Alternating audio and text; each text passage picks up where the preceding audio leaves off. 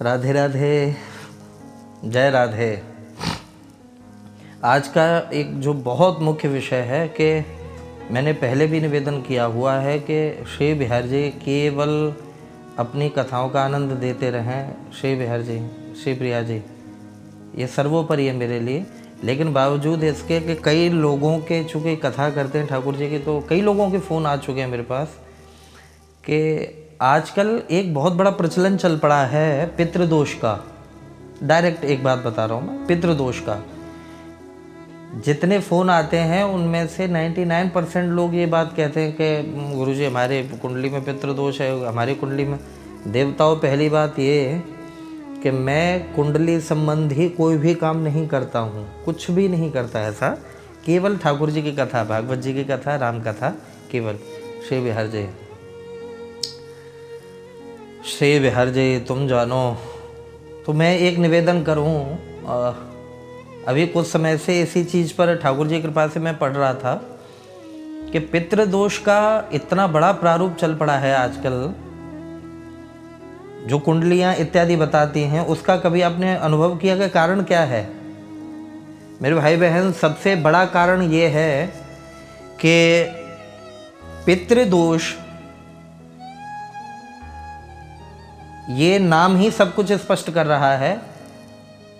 पितृ दोष यानी कि हमारे जो पूर्वज हैं वो दुखी हैं, वो हम पे कोप कर रहे हैं, उनका दोष है हमारे ऊपर। यही तो पितृदोष हुआ ना, कि वो संतुष्ट नहीं हैं, वो कोप कर रहे हैं। तो मेरे प्यारे, पहली बात ये, पितृदोष का सबसे बड़ा, धरती पर सबसे बड़ा यदि उपाय कोई है तो ओ मेरे भाई, सब लोगों से मैं निवेदन कर रहा हूँ, अपने माँ बाप की सेवा करो। पितृदोष का सबसे बड़ा उपाय बता रहा हूँ आपको, अपने माँ बाप की सेवा करो, अपने बड़े बुजुर्गों का कहना मानो। पितृदोष का क्या मतलब है? यानी कि तुम्हारे बुजुर्ग तुमसे प्रसन्न नहीं हैं, तुम्हारे पूर्वज तुमसे प्रसन्न नहीं हैं। मेरी समझ नहीं आता आजकल, दे पितृदोष, दे पितृदोष। जियत बाप सौ दंगम दंगा और मरे बाद बाप पहुँचावत गंगा। जब तक पिता माता पिता जिंदा रहते हैं, दादा दादी जिंदा रहते हैं, उनकी एक बात नहीं सुनी जाती है, समझते नहीं है लोग उनकी बातों को, केवल पैसे की दौड़ में। और जब माँ बाप ख़त्म हो जाते हैं तो उनके लिए लाखों रुपए खर्च कर देते हैं लोग, बड़ी बड़ी पार्टी ऑर्गेनाइज करते हैं साहब, कि हम फलाने होटल में अपने पिताजी का हमने ये रखा था, श्राद्ध हमने फलाने जगह करवाया था, महाराज ऐसे ऐसे बर्तन बांटे, ऐसा ऐसा भोजन कराया। ओ भाई, यदि मैया बाप की सेवा जीते जी कर लोगे आप, यदि श्रद्धा से, वो बुरे हों भले हों, गाली देते हो, कुछ भी करते हो, ये उनका विषय है। लेकिन हमें चाहिए कि श्रद्धा पूर्वक अपने माँ बाप की सेवा करें। पितृदोष, किसी के बाप में ताकत नहीं है जो उस व्यक्ति के ऊपर पितृदोष लगा जाए। मैं लिखित में दे रहा हूं इस बात को। अपने माँ बाप की जो व्यक्ति सेवा करेगा, कभी पितृदोष नहीं लगेगा उसको। आज कोई सेवा के नाम पर तो सब कुछ खत्म हो गया है। दे पूजा, दे चाबर, दे नारियल, चारों तरफ भगे दौड़ रहे लोग बाग। क्या होगा इन सब से? इसलिए पितृदोष से बचना है। लक्षण, प्रामाणिक उपाय कुछ बाद में मैं अभी बताऊंगा, लेकिन सच्ची जो प्रथम मेरी आप सबसे विनती है, पितृदोष तभी लगता है जब आपके पूर्वज आपसे नाराज हैं, जब आपके पूर्वज, आपके माता पिता, आपके बुजुर्ग जो आपके रहे हैं कुल खानदान के, वो आपसे असंतुष्ट हैं, तभी पितृदोष लगता है। आपसे विनती, श्रद्धा पूर्वक पितरों का, अपने माँ बाप का ख्याल रखें, बुजुर्गों की सेवा करें, कभी पितृदोष नहीं लगेगा। दूसरी बात ये, पितृ योनि में ही क्यों जाते हो? अब मैं बात ये उनसे बोल रहा हूँ जो बुजुर्ग हमारे पितृ योनि में चले जाते हैं। अरे भैया, थोड़ा सा भजन करो, क्यों दूसरों के फेर में रहते हो कि जब बेटा पिंडदान देगा तब हमारी मुक्ति होगी? क्यों इस भरोसे रहते हो कि जब बेटा नाती पोते हमारे जो है हमारे लिए गौदान करेंगे तब हमारी मुक्ति होगी? क्यों इस फिराक में रहते हो कि हमारा बेटा नाती पोता हमारे लिए कथा करवाएगा तब हमारी मुक्ति होगी? भाई, ये काम जीते जी करके जा सकते हो आप लोग। ठाकुर जी का नाम ले लो प्यारे, ठाकुर जी का भजन कर लो, ये जीवन तो वैसे ही धन्य हो जाना है, वैसे ही धन्य हो जाना है। इन सब की ज़रूरत नहीं पड़ेगी भाई। पिताश्री एक बहुत बढ़िया भाव कहते थे कि कर कमाई नेक बंदे मुफ्त खाना छोड़ दे, झूठा है संसार सारा दिल लगाना छोड़ दे, और जिसने तुझको तन दिया है उसको तू बिसरा गया, अरे सूत का तो जिक्र क्या है मूल धन भी खा गया। जिसने तुझको तन दिया है उसको तू बिसरा गया, अरे सूत का तो जिक्र क्या है मूल धन भी खा गया, और पाप की हुंडी खरीदी काल कुड़की आएगी, और ज़िंदगी तेरी अधम नीलाम कर दी जाएगी। और अपने दुख में रोने वाले मुस्कुराना सीख ले, दूसरे के दर्द में आंसू बहाना सीख ले, जो खिलाने में मज़ा है आप खाने में नहीं, ज़िंदगी में तू किसी के काम आना सीख ले। ये भैया ये सारे दोष खत्म हो जाएंगे प्यारे, सारे दोष खत्म हो जाएंगे। जिन चीज़ों के लिए हम पितृयोनि में जाकर के प्रतीक्षा करते हैं कि हमारे बच्चे हमारे लिए कुछ ऐसा करें, भाई वो कर्म पहले से करो ना, वो कथा वार्ताओं का आनंद पहले से लो। केवल ड्रामे के लिए मत सुनो, लोगों को दिखाने के लिए मत सुनो, उसमें डूबो, उसमें से कुछ अपनाओ। भजन जीते जी यदि ठाकुर जी का कर लोगे तो भाई ये किसी चीज़ की आवश्यकता नहीं पड़ेगी। हाँ, किसी चीज़ की आवश्यकता नहीं पड़ेगी।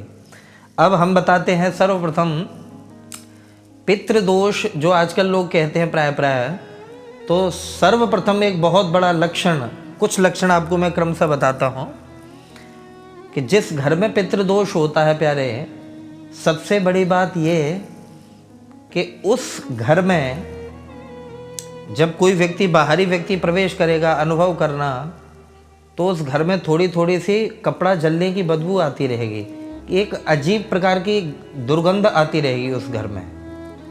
पितृदोष का प्रथम लक्षण। दूसरा, जिस घर में बार बार संभालते हुए भी दूध फैलता रहे, ये जो कुछ लक्षण हैं श्री गुरु कृपा से, पिताश्री कृपा से जो हैं वो मैं बता रहा हूँ आपको, कि घर में अगर बार बार दूध फैलता रहे पितृदोष का लक्षण है। घर में बिना ही किसी बात के कलह मचा रहे पितृदोष का लक्षण है। और एक चौथा बहुत बड़ा प्रमाण, घर में कुल न चलना, संतति न होना, ये पितृदोष का बहुत बड़ा लक्षण है। क्योंकि आजकल प्राय लोग, मेरे भाई, प्राय लोग इन सब चीज़ों से परेशान हैं, प्राय लोग परेशान हैं। बाहर बहुत अच्छे रहते हैं, सब कुछ बहुत बढ़िया है, लेकिन जैसे ही घर में प्रवेश करेंगे तो लड़ाई झगड़ा शुरू हो जाएगा। क्यों? क्योंकि आपके पूर्वज आपको परेशान कर रहे हैं। और एक और बात, लोग कहते हैं कि हमारे पिताजी तो बहुत अच्छे भजनानंदी थे, अरे महाराज जी हम तो कथा भी करा चुके हैं, हमने तो ये भी कर लिया। तो मेरे प्यारे, एक और विशेष बात बताऊं जो आज तक आपने ये बात नहीं सुनी होगी, कि पितृदोष केवल ऐसा नहीं होता, ये प्रामाणिक बात बता रहा हूँ मेरे प्यारे, ऐसा नहीं होता केवल पितृदोष कि आप ही के पूर्वज हों। कई बार जो लोग अच्छे होते हैं, धार्मिक प्रवृत्ति के जो लोग होते हैं, तो हमारे अड़ोस पड़ोस के जो रहने वाले लोग हैं, अगर उनके घर पाप ज़्यादा होता है, उनके घर मांस भक्षण इत्यादि ज़्यादा होता है, उनके घर धर्म कार्य बहुत कम होते हैं, तो उनके पूर्वज भी परेशान कर सकते हैं आपको। इसलिए कहते हैं ना कि पड़ोसी बहुत अच्छा होना चाहिए, इसीलिए तो लोग कहते हैं पड़ोसी बहुत अच्छा होना चाहिए। तो इस बात का विशेष ध्यान रखें। कई बार ऐसा होता है कि आप बहुत अच्छे धार्मिक प्रवृत्ति के हैं, भजन करने वाले हैं, तो वो आपको परेशान करने के लिए पितृ छाया नहीं रखेंगे, वो आपको परेशान नहीं करेंगे, लेकिन आपको आभास देंगे कि आप हमारे लिए कुछ करवा दो घर में। कह तो पाते नहीं हैं, हमारे लिए कुछ घर में करवा दो, तो हमारे अगल बगल के भी पितरों की छाया हो जाती है। कई बार कई घरों में ये स्थिति पाई गई है। इसलिए मेरे प्यारे, और इन सबसे ऊपर एक और बहुत बड़ा लक्षण बताऊं कि स्वप्न में बार बार बड़े बड़े सर्पों का दिखना, सपने में बार बार सर्पों का दिखना, मेरे प्यारे, ये बहुत बड़ा पितृदोष का लक्षण है। अब मैं यदि सीधे इन बातों पर आऊं तो सबसे कुछ प्यारे उपाय हैं बिहार जी की कृपा से। लोग चूँकि कुछ श्रद्धा, आज एक बात और रखें, लोग ये बात तो कहते हैं कि महाराज जी आजकल कथाएं बहुत हो रही हैं, धर्म बहुत हो रहा है। नहीं नहीं प्यारे, भागवत जी से तो जो मांगा जाए वो मिलेगा। हाँ, क्योंकि निगम कल्पतरोर गलितम फलम शुक मुखादमृत द्रव संयुतम पिबत भागवतम रसमालयम मोहरहो रसिका भुवि भावुका। श्रीमद् भागवत जी से तो जो मांगा जाए वो मिलेगा, लेकिन मांगते क्या है भाई? दिन भर पैसे की दौड़ में लगा है व्यक्ति, दिन भर ये चाह रहा है मेरा स्टेटस मेरे पड़ोसी से अच्छा हो जाए, मेरी स्थिति मेरे फलाने व्यक्ति से ज़्यादा हो जाए। दिन भर पैसे की चकाचौंध में लगा हुआ है भाई। वो ये मांग कर रहा है कि मेरी मुक्ति हो जाए, कि मेरा कल्याण हो जाए, कि मेरे साथ में ऐसा हो जाए, कि मेरा मन श्री ठाकुर जी में लग जाए। लोग मिलेंगे पूछेंगे कि तेरा व्यवहार कितना है, लोग मिलेंगे तो पूछेंगे कि तेरा व्यापार कितना है, लेकिन ये कोई नहीं पूछता कि तेरा प्रभु से प्यार कितना है, हैं? ये कोई नहीं पूछता। तो भागवत जी से तो जो मांगा जाए प्यारे मिलेगा, यदि थोड़ी निष्ठा रख करके वो श्रवण करें, हम उनका पूजन करें निष्ठा से, वो मिलेगा। लेकिन आज लोगों की भावना केवल मतलब ही रह गई है। धर्म कार्य कहें या कुछ भी कहें, केवल मतलब ही है।